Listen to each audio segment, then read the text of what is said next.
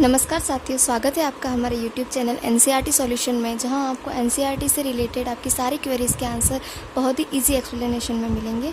तो आइए स्टार्ट करते हैं बिना वक्त गवाए आज का टॉपिक, जो कि है हमारा पृथ्वी का ऊष्मा बजट। ऊष्मा बजट जिसे हीट बजट भी कहते हैं, ये क्या होता है? सबसे पहले टॉपिक स्टार्ट करने से पहले मैं बता दूं कि हमारे जो टॉपिक है, हमारे इसके सोर्स क्या हैं। तो सबसे पहले मेरे पास है ये महेश कुमार बर्णवाल सर की ज्योग्राफी की बुक है, और दूसरा मेरे पास एनसीईआरटी है 11th क्लास की, ये ओल्ड एनसीईआरटी, इसी को मैंने अपना सोर्स बनाकर ये नोट्स बनाए हैं। तो स्टार्ट करते हैं पृथ्वी का ऊष्मा बजट। ऊष्मा बजट क्या होता है कि जो सूर्य है वो एक जलता हुआ आग का गोला है।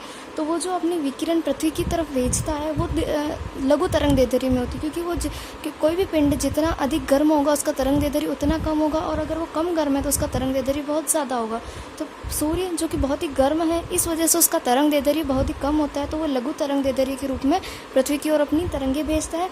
और पृथ्वी जो कि कम गर्म होती है, इन तरंगों के कारण गर्म होती है, वह अपनी दीर्घ तरंग दैर्ध्य के रूप में अपनी तरंग दैर्ध्य वापस वायुमंडल में भेजती है।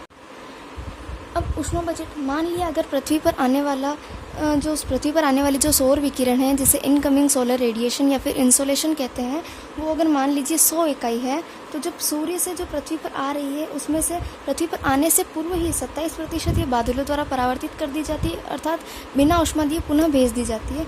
6% जो वायु में धूलकण होते हैं, छोटे मोटे जलवाष्प होती है या फिर जो अन्य जो गैसें होती है, उनके द्वारा परावर्तित कर दी जाती है। और जब पृथ्वी पर ये लघु तरंग दैर्ध्य पहुँचती है, तो इनका 2% जो है वो हिमाच्छादित धरातल, जैसे कि बर्फ से ढके हुए पर्वत हो गए, पहाड़ हो गए, उनके द्वारा 2% परावर्तित कर दिया जाता है। इस प्रकार 27, 6 और 2% मिला के 35% पृथ्वी का कुल एल्बिडो होता है, जो कि पृथ्वी को बिना ऊष्मा दिए ही पुनः वापस चला जाता है। ऊष्मा बजट देखते हैं। ऊष्मा बजट क्या है? जो सूर्य है वो अपने लघु तरंग दैर्ध्य के रूप में अपनी विकिरण भेजता है, जिनमें से हमने पढ़ा कि 35% एल्बिडो होता है।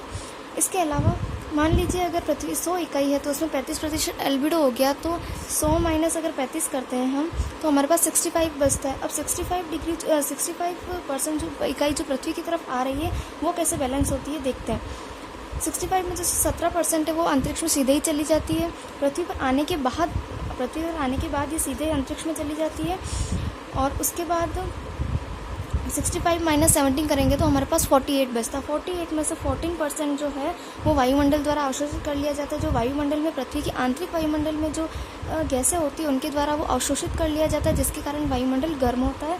और उसके अलावा बचती है 34%। 34% का क्या होता है देखिए, 6% ये प्रभावी विकिरण द्वारा परावर्तित हो जाती है, 9% संवहन द्वारा। संवहन मतलब कि जो पृथ्वी का जो धरातल है वो गर्म होकर तरंगों के रूप में ऊपर उठता है, तो वो नीचे वाली परत से ऊपर वाली परत संपर्क में आकर गर्म होती है, ऊपर वाली से उससे ऊपर वाली गर्म होती है। इस प्रकार ये संवहन द्वारा गर्म होती है, और 19% वाष्पीकरण द्वारा पुनः लौटा दी जाती है। तो ये हो गया उसका पूरा 34%। इस प्रकार सूर्य से आने वाली जितनी विकिरण होती है, उतनी वापस पृथ्वी दीर्घ तरंग दैर्ध्य के रूप में वापस वायुमंडल में भेज देती है, जिसके कारण पृथ्वी का तापमान बैलेंस बना रहता है। ना तो पृथ्वी अधिक गर्म होती है और ना ही पृथ्वी अधिक ठंडी होती है। यही कारण है कि ग्लोबल वार्मिंग के कारण हमारी पृथ्वी बहुत तेज़ी से गर्म हो रही है, क्योंकि मीथेन, कार्बन डाइऑक्साइड आदि ऐसी ये जो 14% जो वायुमंडल द्वारा अवशोषित होता है, अगर इन ग्रीन हाउस गैसों की मात्रा अगर इनमें बढ़ जाती है, तो ये पृथ्वी के वातावरण को बहुत अधिक गर्म करने में बहुत योगदान देती है, जिससे पृथ्वी बहुत गर्म हो जाएगी और उसका हीट बजट जो है वो अनबैलेंस हो जाएगा।